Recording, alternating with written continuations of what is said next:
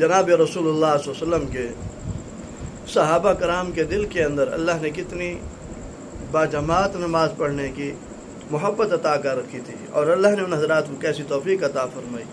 کیسا ان حضرات کا نماز کے ساتھ محبت تھی۔ آج کے مسلمان نماز پڑھتے نہیں ہیں، اور پڑھتے ہیں تو بے پرواہی سے پڑھتے ہیں۔ صحابہ رسول صلی اللہ علیہ وسلم جماعت کے ساتھ نماز پڑھنے کے لیے تشریف لے کے جا رہے ہیں۔ غربت کا دور تھا، اچانک پاؤں کے اندر جوتی بھی نہیں ہے، اور جلدی سے جا رہے ہیں تاکہ حضور صلی اللہ علیہ وسلم کے پیچھے جا کے جماعت کے ساتھ نماز پڑھوں گا۔ لیکن صورتحال یہ ہوئی کہ راستے کے اندر ایک ہڈی پڑی تھی، وہ صحابہ رسول کے پاؤں کے اندر وہ چلی گئی۔ اچانک جب ہڈی اندر گئی تو فوراً صحابہ رسول بیٹھ گئے، اللہ سے منت مان لی کہ اے پروردگار عالم، مہربانی فرما، اس ہڈی کو کھینچتا ہوں تو خون نکلے گا، جب خون نکلے گا تو میرا وضو ٹوٹ جائے گا اور میں حضور صلی اللہ علیہ وسلم کے پیچھے جماعت کے ساتھ نماز نہیں ادا کر سکوں گا۔ اے پروردگار عالم، تو طاقت رکھتا ہے، تو مہربانی فرما میں ہڈی کھینچوں لیکن خون باہر نہ نکلے تاکہ میرا وضو نہ ٹوٹے، جس کی برکت سے میں جا کر کے نماز حضور صلی اللہ علیہ وسلم کے پیچھے جا کر کے نماز ادا کروں گا۔ اس کے بعد پروردگار عالم، اس ہڈی کے بدلے جو اس ہڈی کا جو وزن ہوگا اس کے برابر میں تیرے راستے کے اوپر سونا خرچ کروں گا تاکہ تو مجھ سے راضی ہو جائے۔ تو جب اس صحابی رسول نے وہ ہڈی کھینچنے کے بعد اللہ نے خون کو روک دیا، وضو ان کا نہیں ٹوٹا۔ جماعت کے ساتھ نماز ادا کرنے کے بعد بیوی سے گھر آئے، بیوی سے مشورہ کیا کہ میں نے ایسے منت مانی ہے، تم مہربانی فرما جو تیرے پاس سونا ہے مجھے دے دے۔ ترازو کے ایک پڑے کے اندر سونا رکھا، دوسری ترازو کے پڑے کے اندر ہڈی رکھی، لیکن کرنا یہ ہوا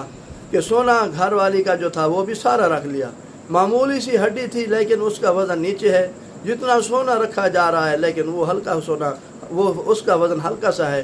تو یہ صحابی رسول ترازو لے کر رسول اللہ کے دربار میں پیش ہو گئے۔ فدا کا امی یا رسول صلی اللہ علیہ وسلم، میرے ماں باپ آپ پر قربان ہوں، اللہ کے نبی میں نے ایسے منت مانی تھی، آپ کے پیچھے باجماعت اللہ نے نماز کی توفیق عطا فرما دی، نماز پڑھی ہے لیکن منت ایسی مانی تھی۔ صورتحال یہ ہے کہ اب سونا جتنا بھی اکٹھا کر کے ترازو کے پلے میں رکھ رہا ہوں لیکن وہ جتنا بھی زیادہ ہو رہا ہے لیکن ہڈی نیچے ہے اور سونے کا وزن پورا نہیں ہو رہا۔ آپ صلی اللہ علیہ وسلم نے جب صحابی کی بات سنی تو فوراً نیچے سے مٹی اٹھا کر کے ہڈی کے اوپر ڈالی، جو ہی ہڈی کے اوپر ڈالی تو فوراً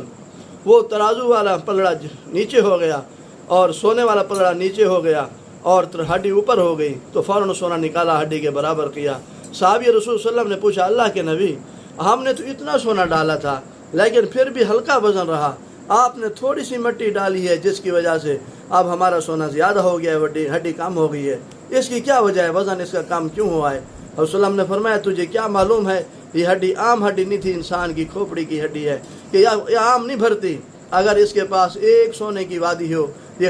چاہت رکھتا ہے کہ میرے پاس دوسری بھی سونے کی وادی ہو، جب اگر اللہ اس کو سونے کی وادی دے دے پھر یہ چاہت رکھے گا میرے پاس تیسری بھی سونے کی وادی ہو۔ لہٰذا اگر اس انسان کی کھوپڑی بھر سکتی ہے تو قبر کی مٹی بھرے گی اور اس ہڈی کو کوئی راضی نہیں کر سکتا، اس لیے کیونکہ انسانی ہڈی کی کھوپڑی تھی، میں نے تھوڑی سی مٹی اس کے اندر ڈالی ہے تو فوراً اس کا وزن نیچے ہو گیا ہے اور اس کا وزن اوپر ہو گیا ہے اور سونے کا وزن زیادہ ہو گیا ہے۔ تو میرے دوستو، اللہ نے صحابہ کو کتنی نماز کی محبت سے عطا فرمائی تھی کہ سونا خرچ کرنا ان کے لیے آسان تھا اور جماعت کے ساتھ نماز پڑھنا ان کے لیے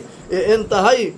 محبت کرتے تھے کہ میرے ساتھ جماعت کی نماز مجھے نصیب ہو جائے، اس کے بدلے چاہے مجھے سونا خرچ کرنا پڑے تو کوئی مسئلہ نہیں ہے۔ آج میرے دوستو، سونے اور روپے کو اکٹھا کرنے کے لیے انسان نماز چھوڑ دیتا ہے۔ دعا ہے کہ پروردگار عالم ہم سب کو نماز کے ساتھ باجماعت نماز پڑھنے کی توفیق نصیب فرمائے، حضرت صلی اللہ علیہ وسلم کی تمام سنتوں کو زندہ کرنے کی توفیق نصیب فرمائے۔ وآخر دعوانا الحمدللہ رب العالمین۔